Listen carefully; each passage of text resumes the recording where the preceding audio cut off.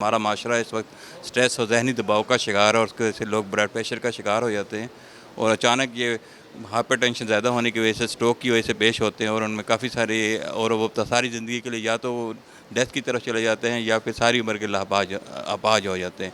इस वर्कशॉप में इसी चीज़ को अवेयर किया गया है कि ये मर्टेलिटी भी और ख़ास तौर पे जो मॉर्बिडिटी है दोनों उनकी लाइफ को जो है वो बेहतर की जाए।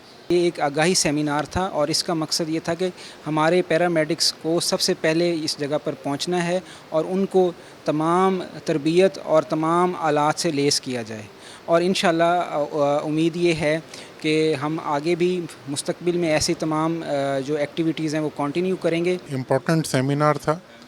इसमें हमने क्विक रिस्पांस जो कि रेस्क्यू की टीम से हमें दरकार होता है, हमने उसके बारे में उनको आगाही दी है। इसमें जैसे स्पाइन इंजरी में जैसे पेशेंट को कैसे ट्रांसफ़र करना है और उसको हॉस्पिटल पहुंचने से पहले क्या उसकी मरीज़ की देखभाल कैसे की जा सकती है, जो कि उसकी ज़िंदगी बचाने के लिए और उसको माजूरी से बचाने के लिए बहुत ज़रूरी है। इसी तरह जो स्ट्रोक के पेशेंट हैं उनको कैसे डील किया जाए और कितनी जल्दी उनको हॉस्पिटल लाया जाए जिससे वो माजूरी से बच सकते हैं। हमारा जो बेसिक ट्रेनिंग कोर्सेज़ होते हैं उनमें ये चीज़ हमें नहीं सिखाई गई थी। न्यूरोलॉजिकल इमरजेंसी प्योरली एक मेडिकल का ऐसा टॉपिक है।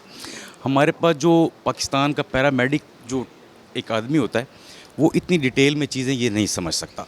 तो मैं ये समझता हूँ आज जो हमने लोग यहाँ पे वैसे भेजे हुए थे पैरामेडिक, जो हमारे डिपार्टमेंट के बेहतरीन पैरामेडिक हैं वो यहाँ मौजूद हैं। अमंग द 200 हमने 30 लोग सेलेक्ट किए हैं। तो आई थिंक कि इनसे हम फर्दर बाकी 200 लोगों को ट्रेन करवा रहे होंगे इसी वर्कशॉप के ऊपर।